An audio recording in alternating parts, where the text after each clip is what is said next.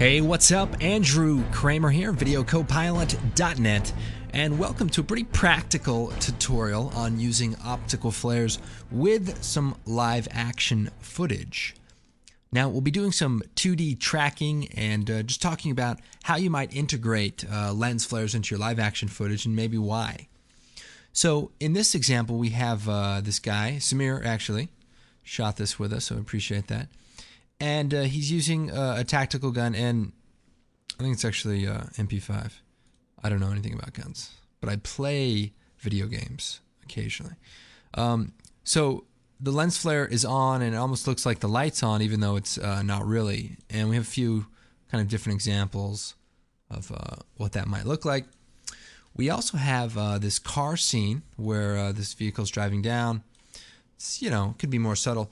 And the idea with something like this is to add, a little bit of style, maybe focus your attention on a specific car. And sometimes when you shoot digitally, the lens flares don't show up. And so using sort of a film-like lens flare can kind of lend itself to making the scene a little bit more realistically, shot on film, that is. So let's go ahead and take a look at how we would set this up. So we have this gun footage. We'll bring it out here. And we need to track this little tactical light. So we'll bring up the tracker controls. And I've got them right here. We'll select our footage. We'll actually create a null object real quick for our target. So we'll choose track motion. Brings up the layer, and we can then try to track the tactical light here. Now, it's not the perfect point to track, but see what happens here. So we'll outline it there, and then we'll use the track controls. We'll animate back. Now, it lost it right there. So we'll go back to before it lost it. Maybe scale this up. Let's go frame by frame here to see if it holds. So not quite. So what you can do in this case where it's not quite tracking perfectly is you can track it by hand. So if we just kind of push through here, we can say, you know what, let's move this about there.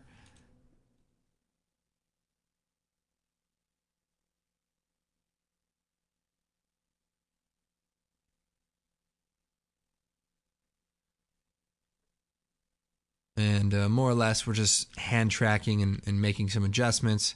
You can even just go frame by frame here and move the track point to the center. And this is good, when you don't have a an acceptable kind of track point. And we really only need to do it when the light source no longer becomes clear. So as it kind of goes back here, at this point, there's probably not going to be a lens flare at all. So we're probably good to go in this case. So we'll see. We'll go back forward here, and we'll try to automate it here again. And that looked pretty good. So we've hand tracked. Sometimes things go out of the frame, and you can just tweak it. And then when we edit the target, we'll select that null object and apply our tracking data, X, Y. Okay. So we've got our little thing there. Close our tracker. And then we'll create a new solid. And we'll choose OK. We'll choose Effect, Video Copilot, Optical Flares. And I think there's a preset somewhere in here called Tack Light. And obviously any flare could be a tack light, but we'll use this one. Just has a lot of little spots and kind of an interesting looking flare. You see this red element? It runs horizontally only, if you can see that. So we'll hit OK. We'll set the transfer mode to screen, and then we'll link the light position to our null. And how we'll do that is we'll hit P, and then we'll bring up the effects for optical flares. We can do it from up here. We alt-click on the position here, and then we take the pick whip, and we bring it down here to the position of the null. So now that light, looks pretty good. So might scale this down a little bit so it fits in there. We could, you know, tint it, maybe even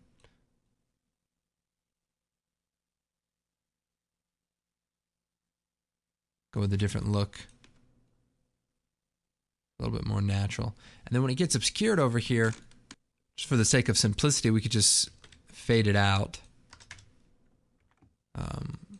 from the brightness here. You know, maybe do that a little bit later. Let's see.